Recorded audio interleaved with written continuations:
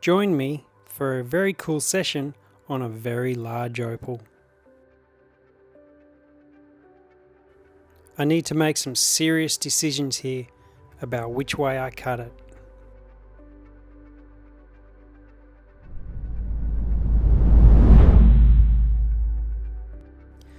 After studying this piece with a very, very thick colour bar, it has lots and lots of colour in it, and it seems to be clean right through to the other side.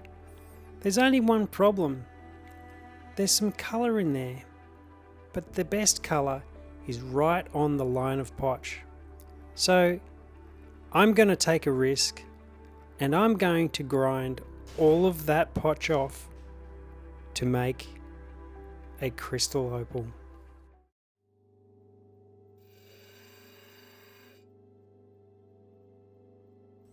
The new 90 grit wheel on the Cab King machine is eating up this potch very quickly because I have a lot to get through to get down to that colour bar. Now this is going to be quite a risk, if I do say so myself. I don't know how this colour is going to face, but what I do know is I don't want that grey potch on the back of the stone. I would prefer a crystal opal than a dark opal every day of the week. And the other thing is, the colour that's the best sitting on the potch would be best sitting on the top of the opal and not below or underneath that blue-green. If I grind it the other way around, I will end up grinding that blue-green off first to get right down to that green colour on the potch.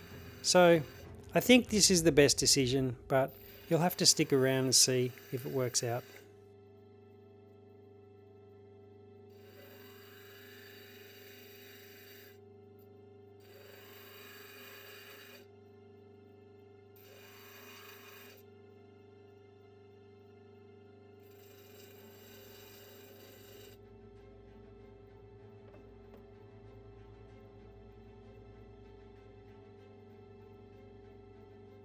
Getting closer to that colour bar and the potch is wearing thin, I still don't need to change over to the finer wheel as yet, but I will be when I get close so I don't get any scratches in the colour.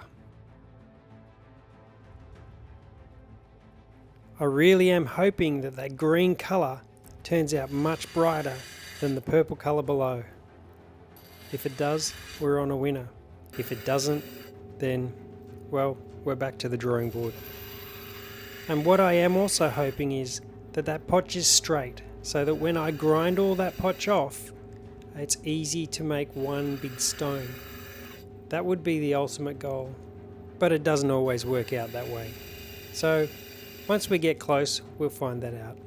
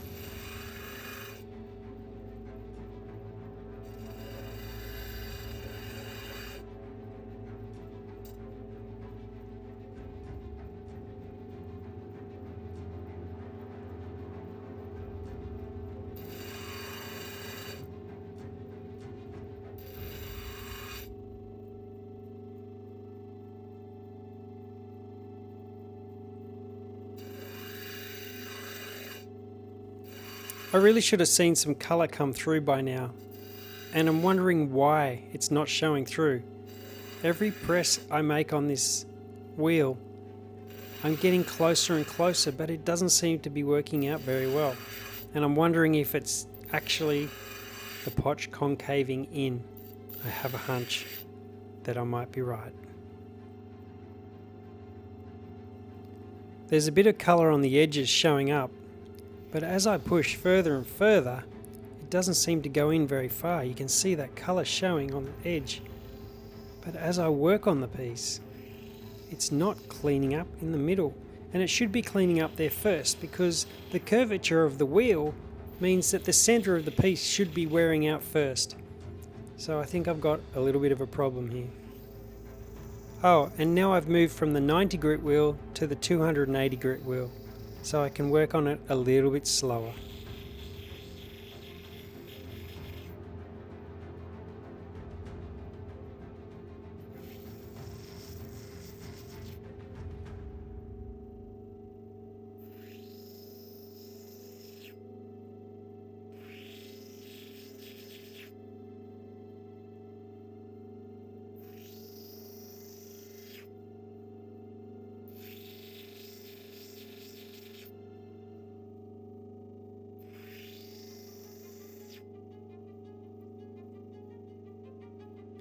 That pot should have come out by now, and what I'm thinking is that my last thought about the concaving potch is correct, and I'm going to have to make some drastic measures here if I want to cut a clean stone, or stones for that matter.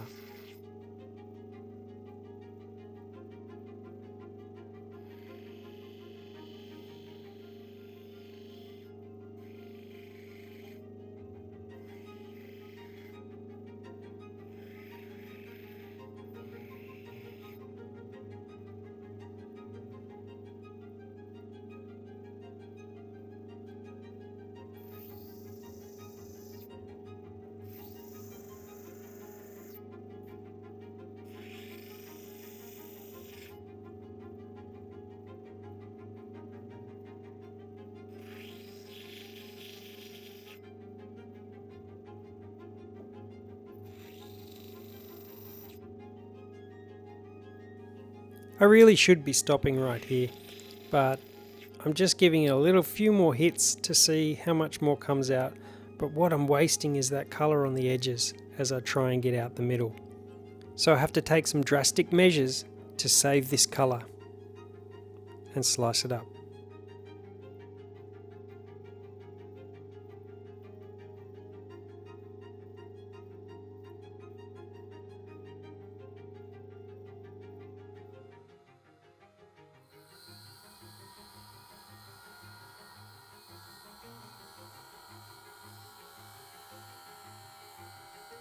I really hope this works out, because there's no turning back now.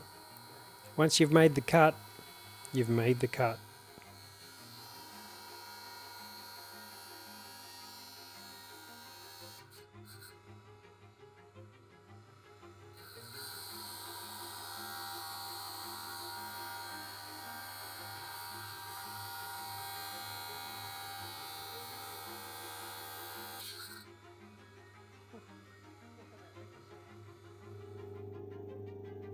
And my hunch was right.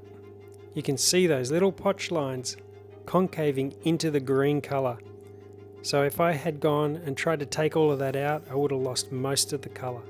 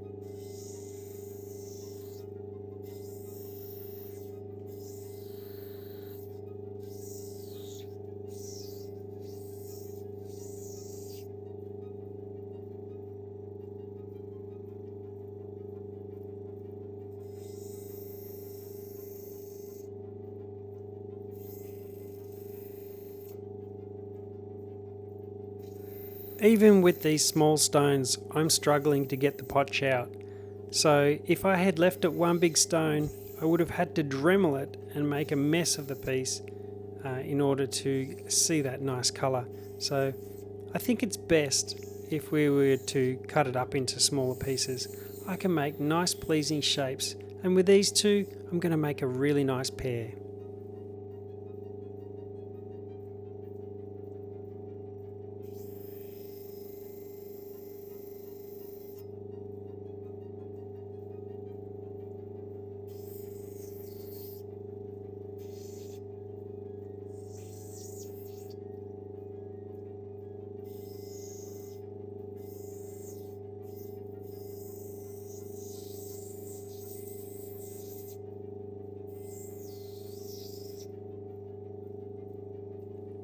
They're nice and close in size now, and I can work on the other pieces.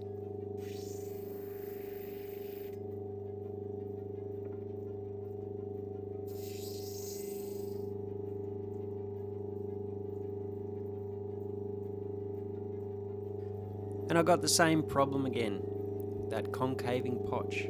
So it looks like every piece is going to be a lot smaller than I first thought. Which is actually fine. It really doesn't matter too much about the weights or the sizes of the stones when it comes to this type of opal. And the reason is I don't price this type of opal per carat. I usually price it per piece. And that is because there's usually a lot of excess on the backs of the stones, or there's colour on the back that we don't really need, being a crystal. So I just price it as one stone value.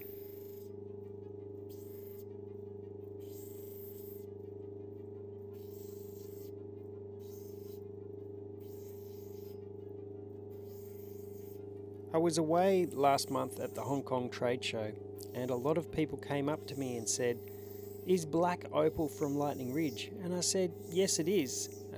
And they showed me some opal they bought, and they thought it was black opal. And I said, just because opal comes from Lightning Ridge doesn't make it black opal. It's its body tone that makes it black opal. So, for instance, these pieces here come from Lightning Ridge. They are definitely not black opal. They are dark opal, or what I'm trying to do is make them into crystal opals by taking the potch off the back and making them more translucent. So that's a bit of a fallacy and an old way for people to sell opal, to say that if opal comes from Lightning Ridge, it's black opal. That's so not true.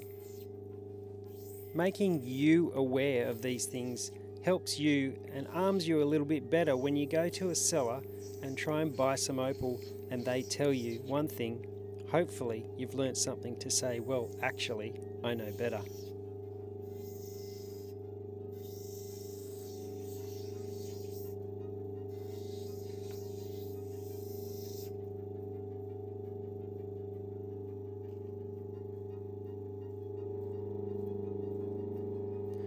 These are the preliminary shapes. I'm quite happy with what's come out, and now it's time to polish them.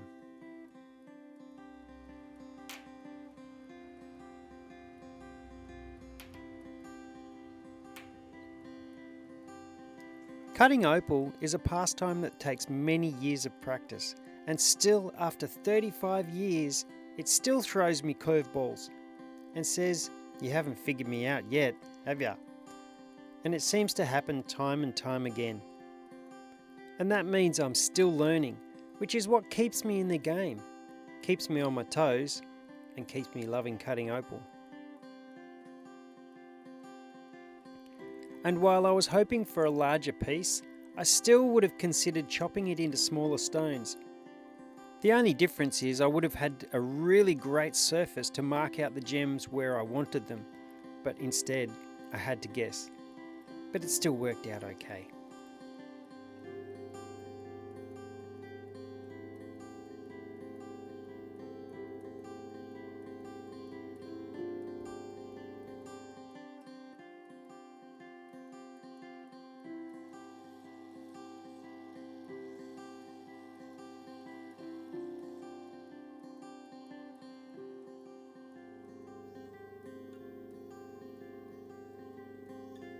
This triangle, while it's nice, I thought it might be better to trim it a little bit further and make it a beautiful drop shape. This still can be done on the dopstick. You just have to make sure that the dopstick's small enough and the wax isn't protruding out too far so that you hit the wheel when you're grinding the stone in.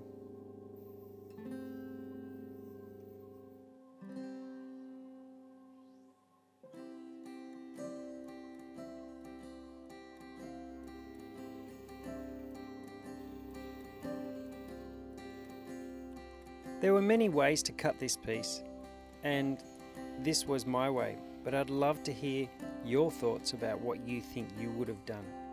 Leave a comment below, and if you haven't subscribed, I hope I've earned it this time round.